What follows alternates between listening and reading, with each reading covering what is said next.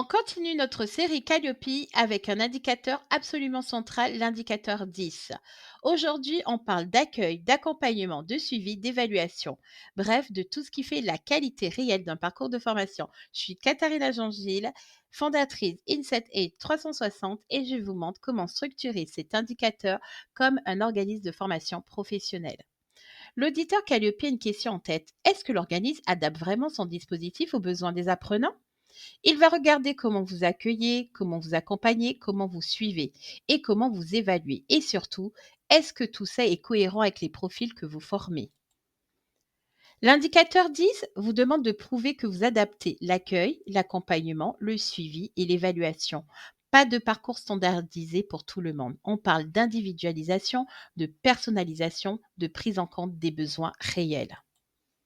Prenons un exemple concret, une formation chargée de clientèle. Les publics peuvent être très différents, demandeurs d'emploi, salariés, alternants, personnes en reconversion, profils avec ou sans expérience commerciale. Donc forcément, les modalités doivent être adaptées. On ne forme pas tout le monde de la même manière. L'accueil, c'est la première étape de l'individualisation. Un dossier de candidature complet permet d'identifier la situation professionnelle, le statut France Travail, les contraintes personnelles, les motivations et le projet professionnel. C'est grâce à ça qu'on construit un parcours adapté dès le départ. L'accompagnement doit être modulé selon les profils. Par exemple, tutorat renforcé pour les personnes éloignées de l'emploi, un accompagnement administratif pour les financements, un suivi entreprise pour les alternants, ou des adaptations spécifiques pour les personnes en situation de handicap et accompagnement méthodologique pour les reconversions. L'objectif, c'est simple, sécuriser la progression et éviter le décrochage. Le suivi doit être réel, tracé et personnalisé. Par exemple, feuille de présence, bilan intermédiaire, entretien de progression, alerte en cas d'absence, échange avec les financeurs ou les employeurs. Le suivi, c'est ce qui montre que vous êtes présent tout au long du parcours, pas seulement au début. Les évaluations doivent être cohérentes avec les compétences visées. Test de positionnement, mise en situation commerciale, jeu de rôle, évaluation écrite et orale, évaluation formative régulière, examen blanc. L'objectif, mesurer la montée en compétences réelles, pas juste cocher une case.